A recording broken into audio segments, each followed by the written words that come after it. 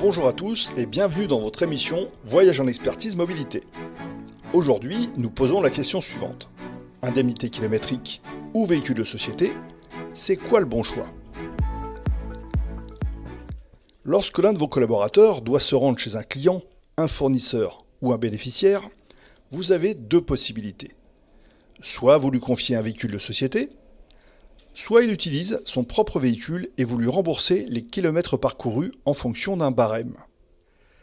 Nombre de structures sont des adeptes des indemnités kilométriques, qui, il faut le reconnaître, évitent d'avoir à s'occuper d'une flotte de véhicules et de tout ce que cela implique.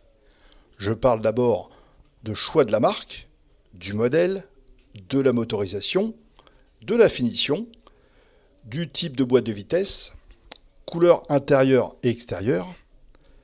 Je parle également de la négociation de prix, de la passation de commande, la livraison, l'immatriculation et les révisions. Je complète par les crevaisons, les vols, les accrochages et les accidents. Bref, de la vie d'un véhicule au quotidien. Au contraire, les indemnités kilométriques, autrement appelées ICA, laissent le soin aux propriétaires de s'occuper de tout cela. C'est le côté sympa des ICA. Néanmoins, si les ICA, c'est sympa de ce point de vue-là, il faut garder en mémoire que chaque mois, et pour chaque collaborateur en ICA, il faut collecter les kilométrages effectués et les justificatifs pour chaque kilomètre à rembourser. Des justificatifs qui manquent ou des écarts de kilomètres entre ce qu'indique une carte routière et le déclaratif du collaborateur, et ce sont autant d'écarts qu'il faudra justifier en cas de contrôle URSSAF.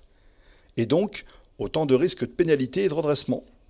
Je précise que lorsqu'un collaborateur doit utiliser son véhicule pour transporter un client ou un bénéficiaire, vous n'avez pas forcément la preuve que le véhicule est bien assuré, bien entretenu, et vous n'avez pas la possibilité d'imposer un minimum de nettoyage avec une fréquence souhaitée. Votre collaborateur n'a pas forcément les moyens financiers non plus d'avoir un véhicule neuf ou en bon état. Ce véhicule qui peut servir à transporter des bénéficiaires donnera l'image de votre structure. Rappelons-nous ça. Du côté du véhicule de société, vous gardez la main pour qu'une certaine harmonie de marque ou de modèle, de couleur et de communication visuelle sur les glaces ou carrosseries existe. Vous décidez, suivant si vous achetez ou louez le véhicule, du moment où vous procédez au remplacement ou l'entretien du véhicule. La mise en place d'une carte carburant permet également d'éviter les avances de frais et donc le remboursement par note de frais, opération pénible pour tout le monde. Bien évidemment, les études du kilométrage et des problématiques liées aux tensions en lien avec la politique véhicule et ou ressources humaines au sein de vos structures permettent de faire le bon choix.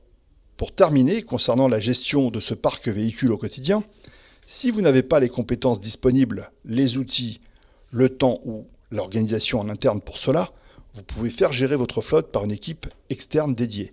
C'est une prestation efficace qui vous permettra de vous recentrer sur votre cœur de métier et amènera des améliorations très rapidement au sein de votre structure, car elle est menée par des spécialistes du sujet. Darius Mobilité est à votre disposition pour vous aider et vous accompagner sur ces sujets de mobilité. Contactez-nous. Nous nous retrouverons prochainement pour un podcast lié à la mobilité sur le thème « Intégrer la mobilité électrique dans votre flotte automobile ». Êtes-vous prêt pour la transition ? D'ici là, bonne route et prenez soin de vous.